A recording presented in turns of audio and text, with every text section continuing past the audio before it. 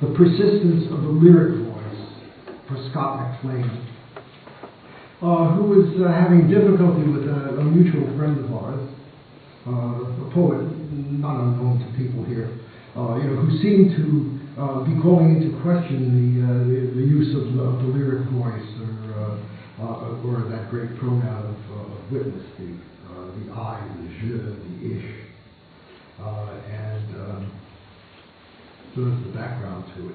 The persistence of the lyric voice of Scott McLean. He will keep writing, will he not, as you will. A pressure like a finger builds inside his chest and travels upward somewhere between the trachea and glottis, pushes the fold aside and breaks. Imagine speech. It is the same for everything we say. We think we know the speaker, but the speaker escapes our observation.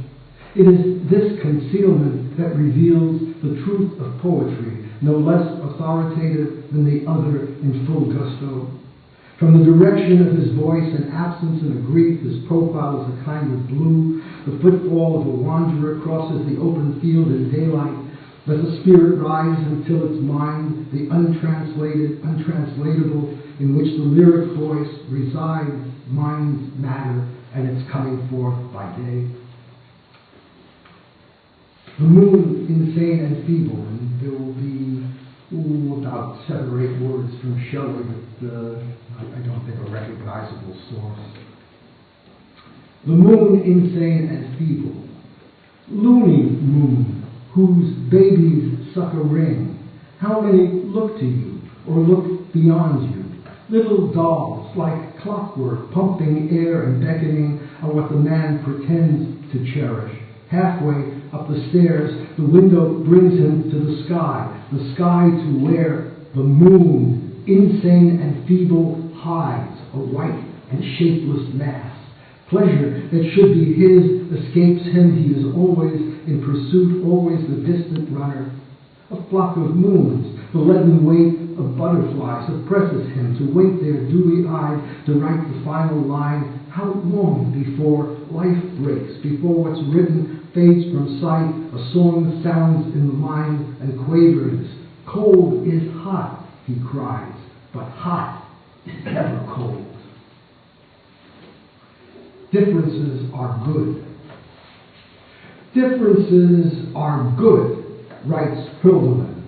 A yellow lake, a cairn of senseless stones, embellishments too old to keep in mind, the voices spinning in the air of distant speakers. They will have made your days, not for the first time, omnipotent but wistful, who have dug their heels, weary with marching, into your carpets, listening, alive and careless, the news brought to your screen void of content that will further conceal what afflicts you, the darkness more than half the universe.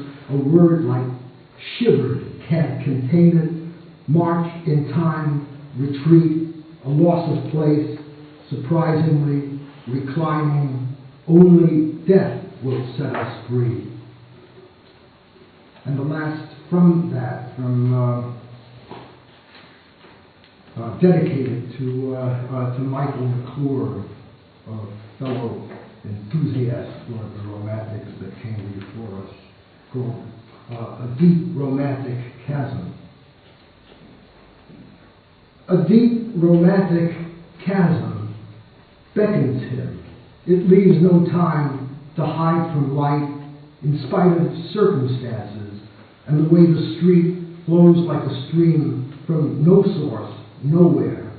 The season with its birds newly arrived, the first one on a fence mortal as you, a harbinger of days to come.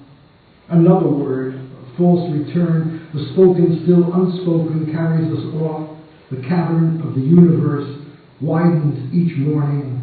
My head fills up with dew, the father writes, having no home but where his shadow leads him.